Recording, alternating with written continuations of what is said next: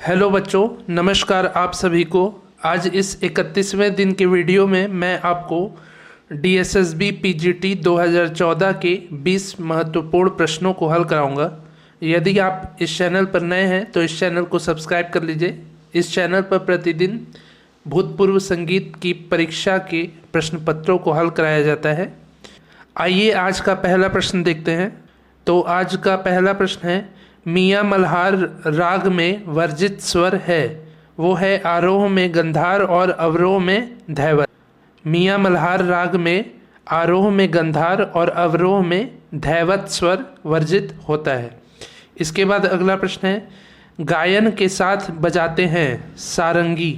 सारंगी को गायन के साथ वादन में प्रयुक्त किया जाता है। इसके बाद अगला प्रश्न है, अभिनव राग मंजरी के लेखक हैं भातखंडे जी। विष्णु नारायण भातखंडे जी अभिनव राग मंजरी के लेखक हैं। नेक्स्ट है, विष्णु दिगंबर पलुष्कर के गुरु हैं बालकृष्ण बुआ इचल करंजीकर जी। विष्णु दिगंबर पलुष्कर जी के गुरु हैं। ठीक है। नेक्स्ट है, तानसेन का जन्म हुआ। तानसेन जी का जन्म हुआ है ग्वालियर में। ये हो गए 5 प्रश्न। इसके बाद आता है 6वां प्रश्न, पलुष्कर जी का जन्म कब और कहाँ हुआ। तो 18 अगस्त 1872 श्रावण पूर्णिमा के दिन पुरदवाल रियासत के बेल गांव में इनका जन्म हुआ था। ठीक है। 18 अगस्त 1872 में श्रावण पूर्णिमा के दिन और पुरदवाल रियासत के बेल गांव में वीडी पलुष्कर यानी कि विष्णु दिगंबर पलुष्कर जी का जन्म हुआ था। अगला प्रश्न है, किशोरी अमोनकर जी को 2002 में मिला पद्म विभूषण से इनको 2002 में सम्मानित किया गया था। ठीक है। नेक्स्ट है, गोटू वाद्यम को जाना जाता है। चित्रा वीणा के नाम से गोटू वाद्यम को जाना जाता है। नेक्स्ट है, पक्की होरी को गाया जाता है। तो पक्की होरी को किसमें गाया जाता है? धमार ताल के साथ गाया जाता है। नेक्स्ट है, टप्पा गायकी के आविष्कारक हैं। टप्पा गायकी के आविष्कार करता है गुलाम नबी शोरी। गुलाम नबी शोरी जी टप्पा गायकी के आविष्कार करता है। ये हो गए 10 प्रश्न। इसके बाद आता है 11वां प्रश्न, सितार एकल वादन में बजाई जाने वाली विलंबित बंदिश है, वो है मसीत खानी गत। मसीत खानी गत विलंबित बंदिश होता है जिसको सितार के एकल वादन मतलब अकेले में बजाया जाता है।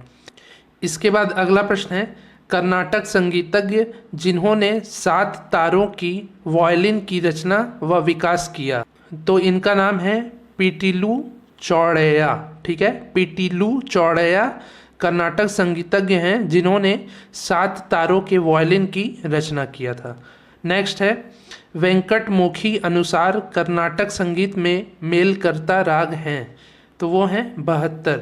नेक्स्ट है, आलाप खटका मींड तान में से भिन्न है। तो आलाप खटका मींड तान इन चारों में से आलाप जो है वो भिन्न है। इसके बाद अगला प्रश्न है, प्राचीन वादी स्वर को कहते हैं अंश स्वर कहते हैं। ठीक है। प्राचीन वादी स्वरों को अंश स्वर कहते हैं। ये हो गए 15 प्रश्न। इसके बाद आता है 16वां प्रश्न, मेहंदी हसन प्रसिद्ध गायक हैं, गज़ल गायक हैं। मेहंदी हसन जी गज़ल गायन करते हैं। इसके बाद अगला प्रश्न है, राग तरंगिणी के लेखक हैं। राग तरंगिणी के लेखक हैं लोचन जी। नेक्स्ट है, 7 मात्रा की रूपक व तीव्रा ताल है। तो ये 7 मात्रा की रूपक और तीव्रा ताल किस वाद्य की ताल है? तो रूपक जो है वो तबले की ताल है और तीव्रा पखावज की ताल है। ठीक है। रूपक जो ताल है वो तबले की ताल है और तीव्रा जो ताल है वो पखावज की ताल है। उम्मीद है आपको समझ में आया होगा। इसके बाद अगला प्रश्न है, परमेल प्रवेशक राग है। तो मुल्तानी राग परमेल प्रवेशक राग है। नेक्स्ट है, बांसुरी को शास्त्रीय संगीत में प्रयोग किया।